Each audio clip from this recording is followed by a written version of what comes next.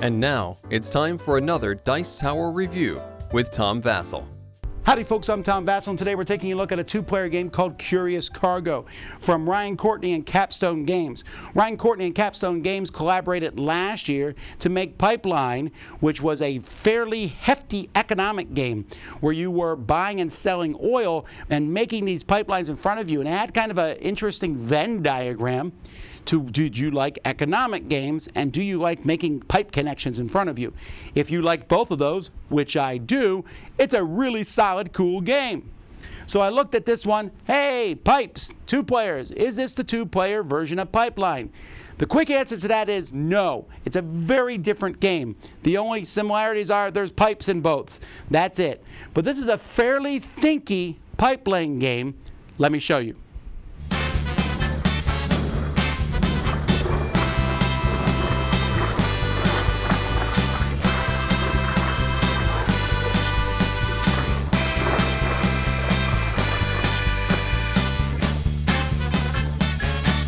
There's 2 ways to play the game. 2 colors, which is the same way to play, or you can play with 3. I'm showing you the 2-color game.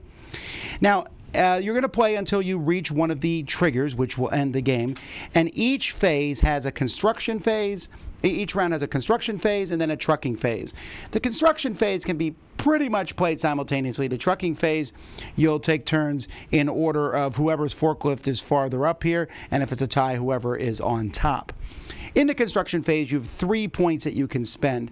You can spend a point drawing a tile from the bag and adding that tile to your hand. These tiles are going to show pipes going in different ways. Again, this is the 2-color. If it's the 3-color, you'll use the other side, which has 3 different color pipes. When you place these tiles, you can place them pretty much anywhere you want. Each player has a few scaffolding tiles, which if you need to, if you want to place something on top of, like this, you can do that. To place these tiles on top of each other. And you don't have to connect the same color to the same color, but you want to because you're trying to make active connections. This particular company has 2 active connections. You'll see there's a blue active connection. This is for a shipping connection here. And so you're starting from one of these 2 spots here. And in this game, there are multiple boards that players can use, and it doesn't matter which board you use as long as both players use the same board. So there are 4 different connections on these 2 machines here. So this one here has a blue line going here to number 9. It also has a blue line. That one doesn't go anywhere. This connects to the other machine, doesn't matter. This machine has a red line that goes all the way over here to receiving. So there are 2 active connections. So as you gain active connections, you'll move up on this track. As you move on the track, you have rewards. Like the first person to move here gets a cog token. The second person gets 2 cog tokens. And when you move to many of these spots, you'll also be drawing cards. So in the construction phase, with your 3 actions, you are going to draw tiles or place tiles. So I could draw 2 tiles and place 1. I could draw 3 tiles. I could place tiles. At the end of your turn, you're going to place the remaining tiles that you have in your storage, and you'll place them on top of each other if you already have ones there. And you can always play tiles from your storage. However, you can only play the top ones, and again, it still costs an action.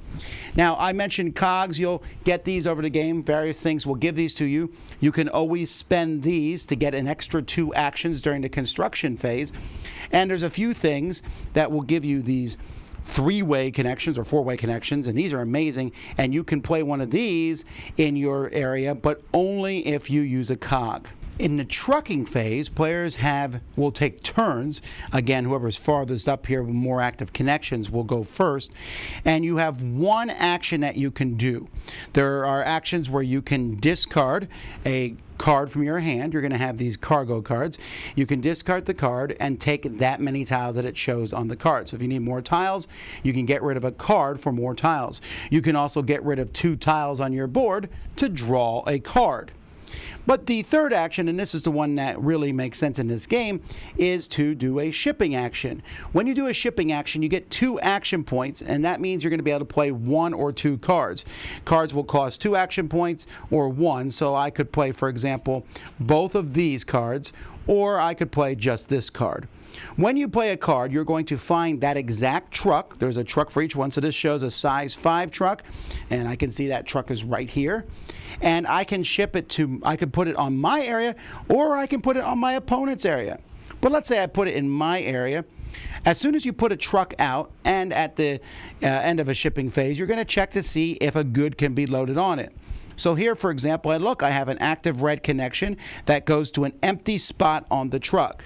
So because of that, I can take one of my red batteries here and put it in that space. Some spaces on trucks cannot have a good placed on them. Some, you can never have the same color next to another truck on that one. So for example here, I couldn't put a red one here. If you fill a truck completely, all the empty spaces, it will give you a bonus. In this case, this one gives me a little truck token. Truck tokens are great because you can discard them to draw a card, and then you get 2 action points that you can spend to send out trucks. Now, when you send out another truck in the same area, whether it's on your side or your opponent's, it pushes the other trucks forward. So let's say, for example, I had used this truck here. This one got pushed forward. It's now next to another active connection, a blue one. But this spot is already full, so nothing will happen. However, the truck that pushed it on, actually that would be like this. So again, that blue one can't go in the cab. And this red one here can't go in that cab either. So that would have been a bad truck to have placed. Let's say maybe I put out another 5 truck like this. Still can't put out the blue one, but I can get another red one in here. Once you push a truck even slightly past your trucking thing, it will go over to your opponent's side.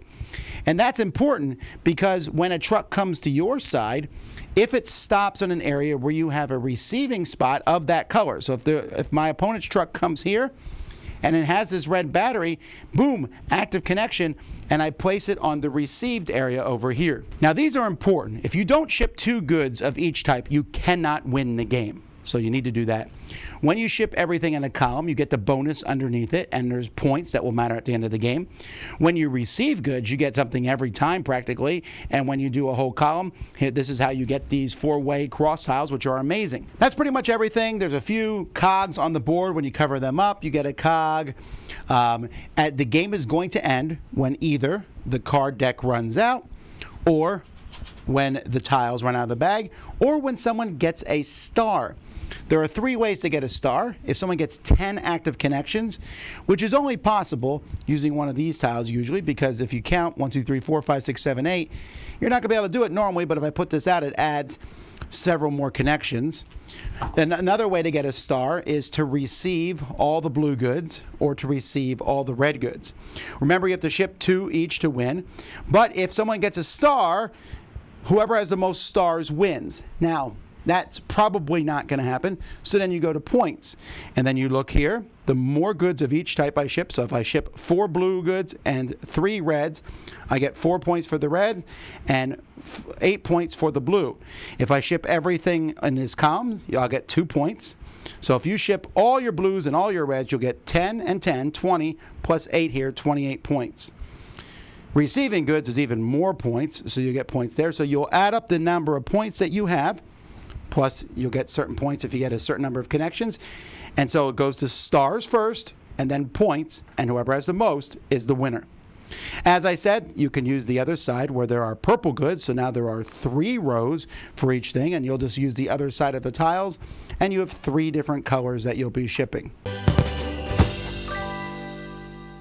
The components for the game are fine. The pipes, you'll notice, even though they're red and blue, they also look different. The red one looks like 2 strong lines. The blue one's full. The purple one has like little connection pieces down it. So it's very easy to tell them apart.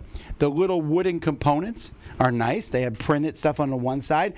The trucks themselves, I like how they all are different. The bigger trucks, some of them have more open spots than not. The only thing I might complain about is I thought the cogs were a little flimsy, maybe.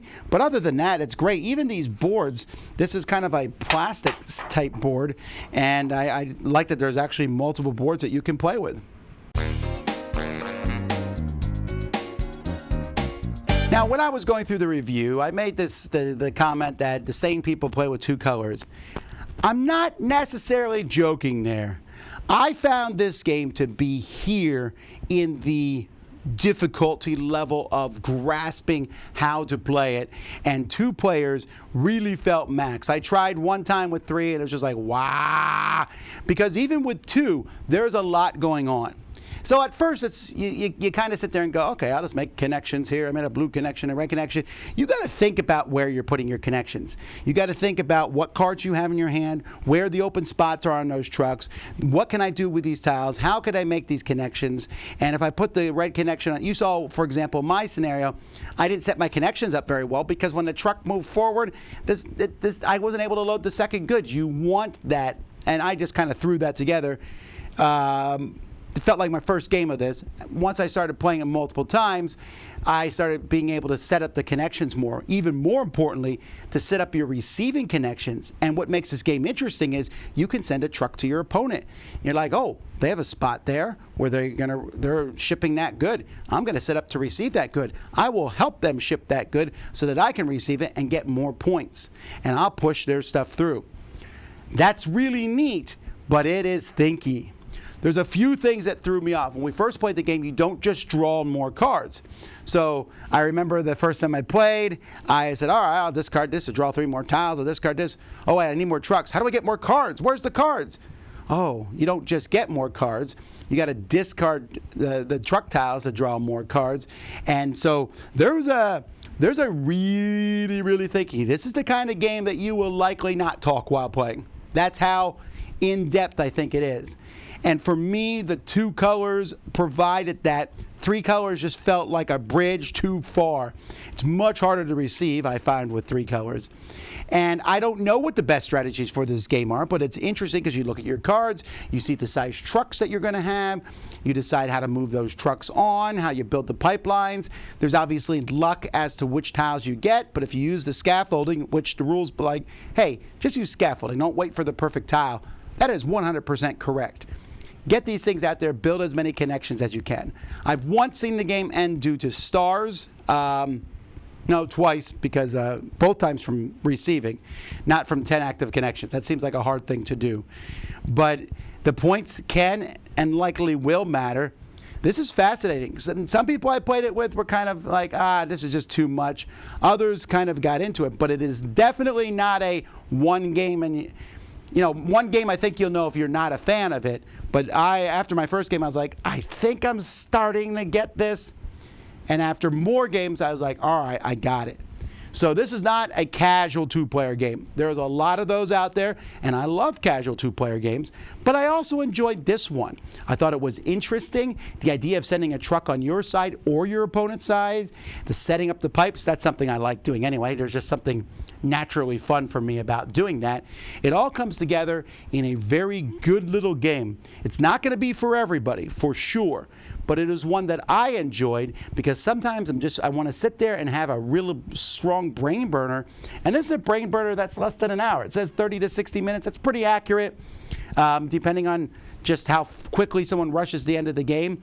It's very interactive because I'm both trying to mess with you, to send trucks to you that you cannot receive, and to receive things that you didn't mean to ship.